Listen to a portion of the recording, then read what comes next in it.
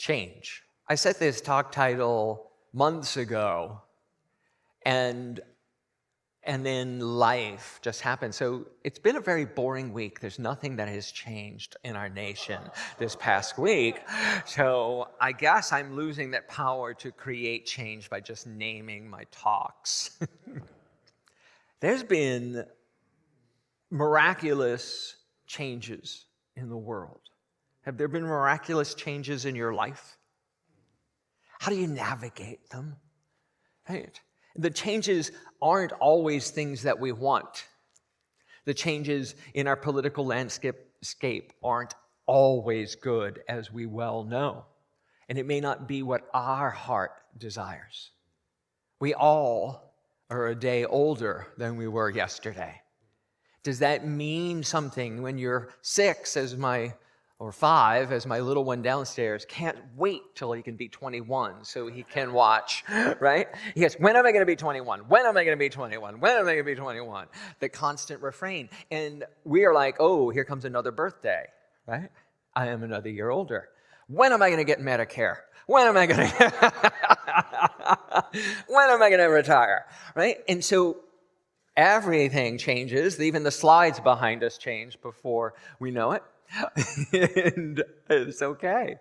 It's okay. So sometimes the map looks like this.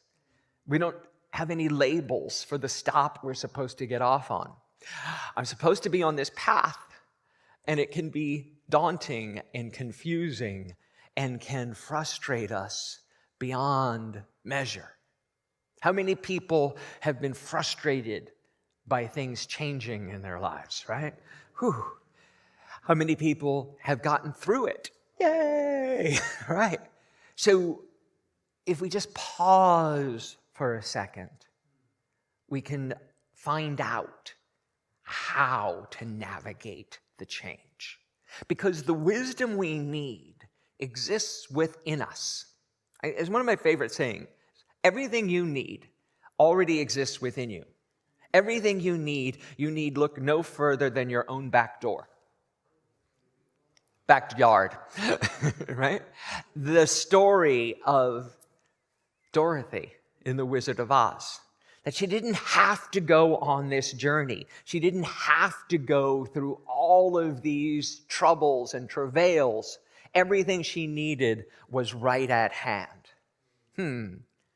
But frequently, we don't do that because we think, and the world teaches us sometimes, how difficult things. There are so many quotes about change. I just thought I'd share some of them with you now. Change is inevitable. Growth is optional. Right? The more things change, the more they stay the same. Right? Oh, everyone wants to grow. No one wants to change. One of my favorites, right? This is especially true in church land. I can't tell you how many people come and go, Reverend Ken, how are we going to grow the church? I said, well, we may have to let go of meet and greet. No, we can't do that. Reverend Ken, how are we going to change the church? Well, we may have to change up the music. But I love the peace song. Reverend Ken, how are we going to grow? What are you going to do to grow the church? I say, we have to be more welcoming and inclusive and notice when people are here. And there is resistance to giving up what we think is special and unique. But if, another quote, nothing changes, nothing changes. Oh, this is a great one. Make America great again. That is change. Was America ever great? Is it great now? But it is a call for change. Next one. Change is the only constant. Whoa. Next one. Not going back. That's my new favorite one. Not going back. Not going back to when gay marriage was not legal. Not going back to when segregation was the law of the land. Not going back. The measure of intelligence is the ability to change. Albert Einstein. And everything must change, as Misa just taught us. So all of that is so confusing. They're contradictory. They don't make sense next to each other. So navigating change is about our own internal understanding that nothing is permanent and nothing is as it appears. There's an ancient Chinese story that goes like this. A farmer was out working his fields, and his horse, his prized horse, bolted from the corral and ran off.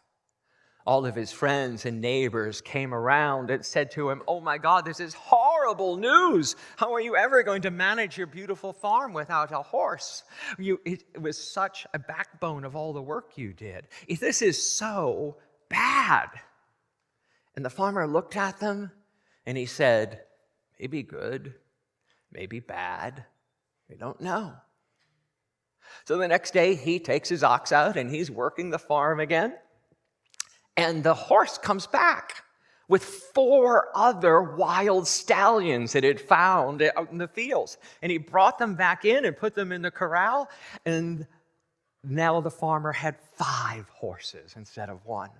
And the neighbors rush over and they say to the farmer, "You are the most fortunate man in the world. How lucky and prosperous you are. Wow, now you have 5 horses. You are the richest man in the village. This is so good."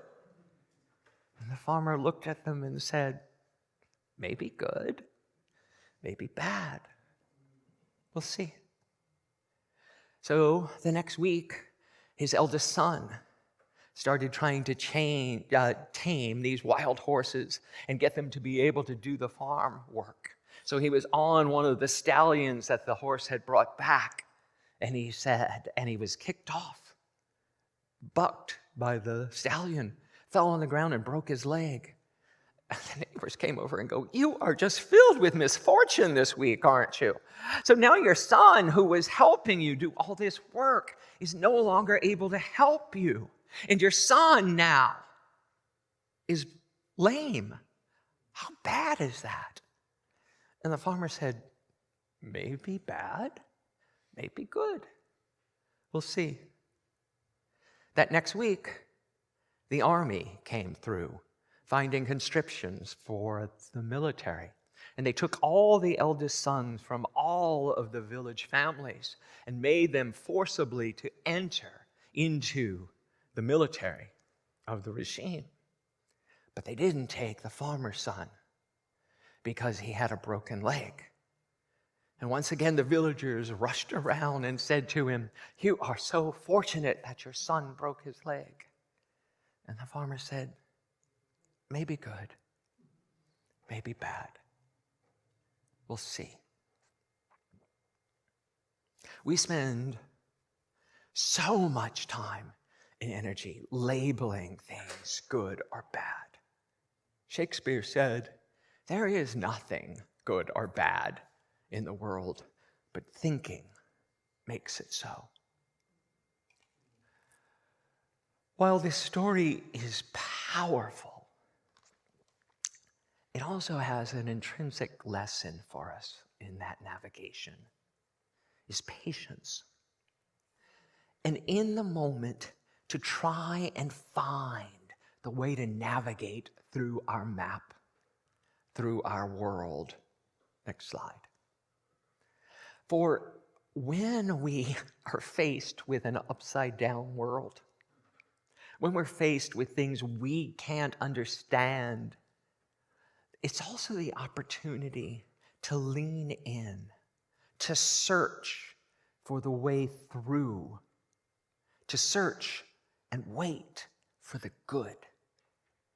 Change may be inevitable, but how we respond to it,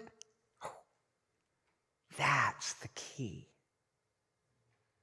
It's a song. Did George Benson write it? Yeah. The young become the old. Mysteries do unfold. That's the way of time.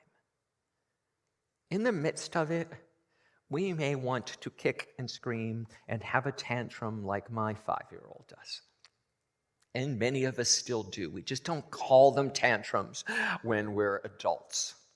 But they are, right? They are. We say, let's have a drink. Or we shut ourselves off and watch Netflix till 4 and 5 in the morning. They're called coping mechanisms when you're not a 5-year-old, right? Navigating change, though, there's another spiritual path through it, is to feel all of your feelings. That doesn't mean to act out. It means to feel them, to understand that I am grieving something, that as losing. Something is shifting, and I'm grieving something. Grief is a natural response to loss. But even in New Thought, or especially in New Thought, we often hear, well, don't think that way. Just look on the bright side, Just put on a happy face. Forget your troubles. Come on, get happy. I'm going to chase all the cares. No? And nobody? Okay. Shout hallelujah. Come on, get happy. What if the way through it was to cry? Was to really just cry and allow yourself to accept the new normal, the new reality. I've shared before, and I'm going to share it again because it came up in my writing this week. A good friend of mine at Unity Village was another minister, and she had a rare form of dwarfism. Her name was Reverend Joy Weiler. She passed away last year. And she stood about 3'3". 3'3". She was a lawyer, a children's advocate, an ordained minister, and a fierce mountain of a woman.